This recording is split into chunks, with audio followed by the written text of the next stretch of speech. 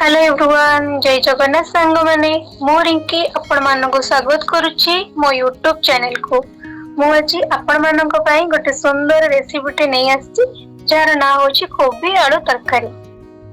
फूलकोबी आलू तरकारी करबा पई मु एथिरे गोटे मीडियम साइज रो फूलकोबी नैछि। एही परे काटी दे भलो भाबरे धोई देइछि। आ मु एथिरे दीटा मीडियम साइज रो आलू नैछि, ताको एही परे काटी देइछि आ भलो भाबरे धोई देइछि। तापरे एबे आसंतो गैस ऑन करी कढ़ी बसे और सेतिरे तेल पकेइबा। एबे तेल गरम ही गलेनी आउ आमे जो आलू काटी की रखी थिले एथिरे पकेइबा। गोल्डन ब्राउन कलर हबा जाए किछि समय आलू को भाजीबा। तो देखंतु आलू एबे भाजी हे लाल हे गलेनी। ताहेले इसब गोटे प्लेट को काढ़ी दबा। आलू को हमें जेमिति भाजिले फूलकोबी को मध्य सेमिति भाजीबा। तापरे काटी की रखिथिबा फूलकोबी पकेइबा।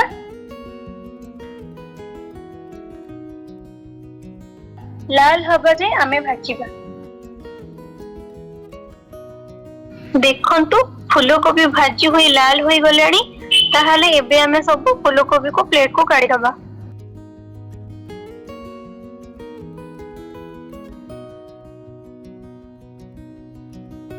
एबे आमे एई तेल रे अल्प जीरा पके ताकू भलो भाबरे फुटिया पे छाड़ी दबा। देखंतु जीरा तो फुटी गलानी। ताहले एई तेल रे दालचीनी पकेइबा।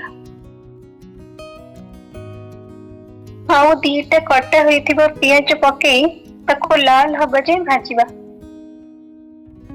पियाज भाजी हेला भितरे आसंत तरकारी पकेइबा पई हमें मसला बटा तैयारी करबा। मसला बटा करबा पई मु एथिरे गोटे टमाटो नैछि आउ किछि रसुण अदा अल्प दालचीनी आउ चारिटा लंका नैछि। आउ एसबु को बाटी दे मसला बटा तैयारी करबा। देखंतु तरकारी पई मसला बटा रेडी ही गलानी। आउ एपटे देखंतु पियाज लाल होई भाजी होई गलानी। ताहेले एबे हमें बाटी के रखिथि मसला को देई दबा। और गैस को मीडियम फ्लेम रे रखी मसला को एबे कसी दबा। मसला टिके कसी ही आसिलानी। तापरे एबे हमें सब मसला गुंड पकेइबा। मसला गुंड भितरे मु प्रथम आधा चमच हल्दी गुंड नैछि और आधा चमच लंका गुंड नैछि। एबे हमें सब मसला गुंड को भलो भाबरे मिसेई दबा। एबे एथिरे मु अल्प पानी नै मसला को भलो भाबरे मिसेई देछि। एबे हमें एथिरे गोटे चमच करी पाउडर दे भलो भाबरे मिसेई दब।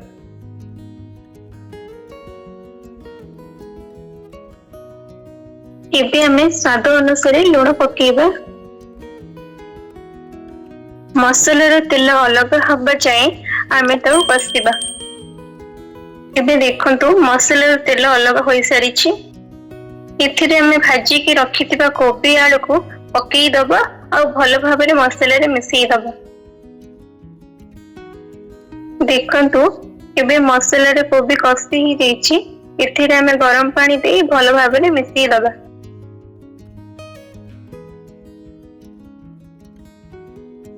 आलू और कोबी को सिझिबा पई किछि समय घोड़ेई दबा।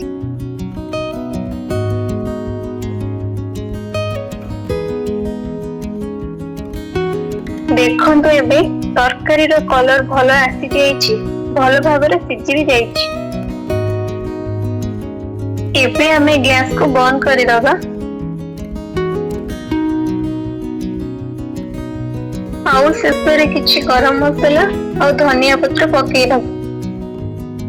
एबे हमरो फूलकोबी और तरकारी रेडी ही गलानी। देखंतु केते सुंदर देखा जाउछि। आपण माने गरम भात और रोटी चपड़ी पराठा रे भी खाई परिबे।